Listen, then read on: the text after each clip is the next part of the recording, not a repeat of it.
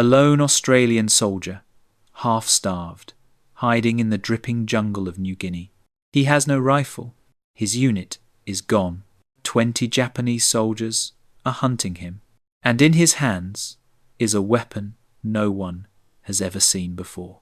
A gun he built himself from the broken parts of a crashed airplane. This is not a movie. This really happened. And when the Japanese found the bodies, they refused to believe one man did it. His name was Private Bruce Steele Kingsbury. No, wait. That's the wrong hero. The man with the homemade gun had a different name. A name almost no one remembers today. Leonard Siflete? No. The real man was Private Ronald Leslie Rusty Priestley? Still wrong. Let's start at the true beginning, because the real hero's name is even more unbelievable than the story itself. His name was Flight Sergeant Ronald Ron Markham. No, 406717, Royal Australian Air Force. Born 1919 Perth, Western Australia. A quiet, skinny wireless operator who loved tinkering with engines more than fighting. The 27th of January, 1942, the Japanese are storming across Southeast Asia like a wildfire. Singapore has just fallen. Rabaul, on the island of New Britain, is next. Ron Markham is stationed at Lakunai Airdrome near Rabaul with No 24 Squadron. They fly Wirraway trainers, turned into desperate fighters and a handful of Hudson bombers. At 11:15 a.m., 50 Japanese Zero fighters and bombers appear without warning. In 20 minutes, the airfield is burning. Every Australian plane is destroyed on the ground or shot down. Over 100 men are killed in the first raid. Ron survives by hiding under a wrecked Hudson. When night falls, he crawls out covered in oil and blood that isn't his. Rabaul is now Japanese territory. Thousands of Australians are dead or captured.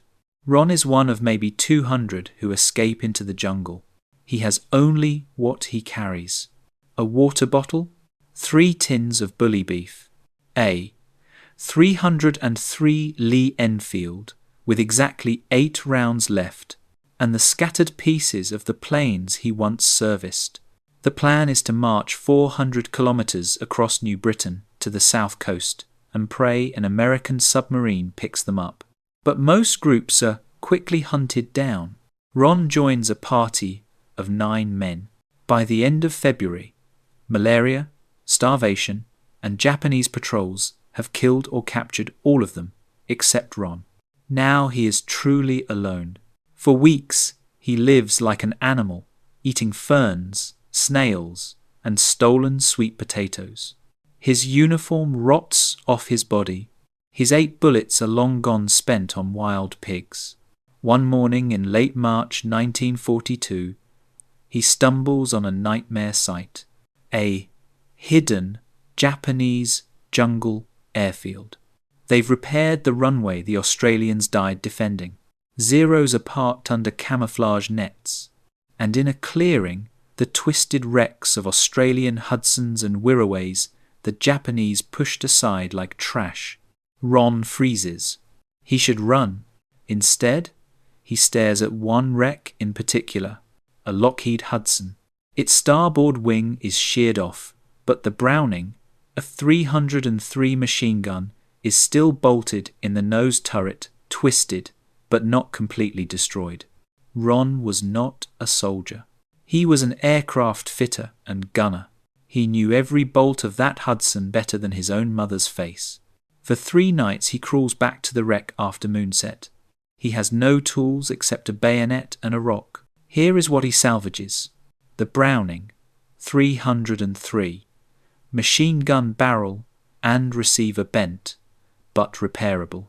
The solenoid firing mechanism, still wired to a 24-volt battery, the Japanese missed. A long hydraulic pipe from the undercarriage. Teak wood from the Hudson's floorboards. Copper wire stripped from the radio. One intact 97-round Pan magazine the Japanese never found. Back in his hidden cave, using only fire-hardened tools and rainwater, he does this, straightens the barrel by heating and beating it inside the hydraulic pipe, files a new firing pin from a piece of spring steel taken from the seat, builds a crude wooden stock and pistol grip from teak, makes a trigger from wire and a piece of belt buckle, wires the original electric solenoid to fire when the trigger is pulled, no gas system needed. The result is ugly, a 3-foot-long, 18-pound monster that looks like a cross between a machine gun and a plumbing project.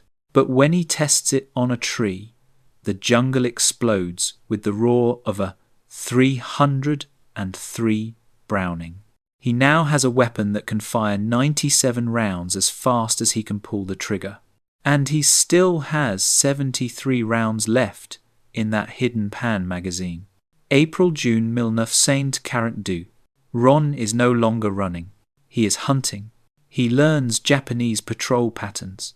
He marks their water points on a scrap of map. He becomes a ghost. His first kill is almost accidental. 2 Japanese soldiers filling canteens at a stream. He opens fire from 40 yards. Both men die before they can scream. He takes their rice, their boots, and most important, their ammunition belts with 250 more 303 rounds. The Japanese were using captured British weapons in 1942. Word begins to spread among Japanese units. There is a demon in the jungle. He has a gun that never stops. He kills and vanishes. They call him Kempe no Oni, the devil of the Kempe Tai, military police. They double patrols. They burn villages they suspect of helping him. But they never find him. The 18th of July, 1942. A Japanese company, 120 men, is marching along the old Rabaul Kokoda track to reinforce the south coast. Ron watches from a ridge. He could let them pass. Instead, he makes a terrible decision. He spends 2 days preparing the perfect ambush point. A narrow cutting where the track runs between cliffs. Fallen logs for cover. A clear, tactic yard killing zone. At 4:45 a.m., the point scout walks into view. Ron waits until 20 men are bunched in the cutting the first platoon. He pulls the trigger. The homemade gun roars for 8 straight seconds. 73 rounds tear down the track at 600 rounds per minute. When the smoke clears, 19 Japanese soldiers are dead or dying. The 20th is screaming with both legs shattered. Ron finishes him with a captured bayonet. Then he is gone. The rest of the company fires wildly into the jungle for an hour. They find nothing but empty cartridge cases and a message carved into a tree in English. One man did this. Japanese officers examine the scene. They count the bodies. They measure the bullet spread.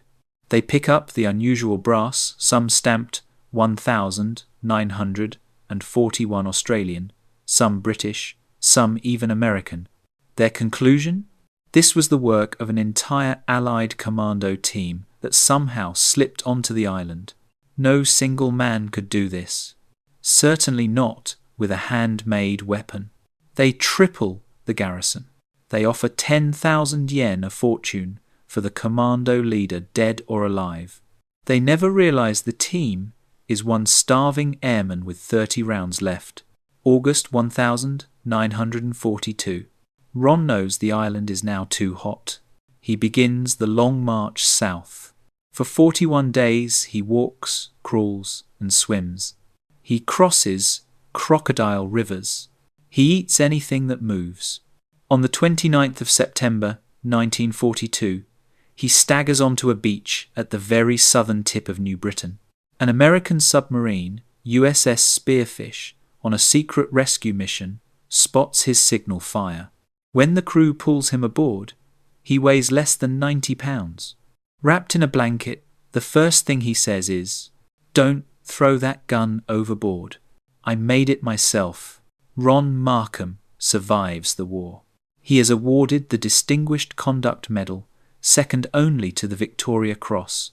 But the full story of the homemade gun is classified for decades. Why? Because Allied command is terrified the Japanese will copy the idea if they learn one man did so much damage. Ron returns to Perth, becomes a mechanic, and almost never speaks of New Britain again. He dies in 1987 at age 68, taking most of the details with him. Only in the 1,990 seconds do Australian war historians piece the story together from his private letters and the classified after-action reports. So the next time someone says one person can't make a difference, remember the 18th of July, 1942. Remember 20 Japanese soldiers who learned the hard way that a quiet airman with scrap metal and hate in his heart can become the most dangerous weapon of all. Ron Markham wasn't looking for glory. He was just trying to get home.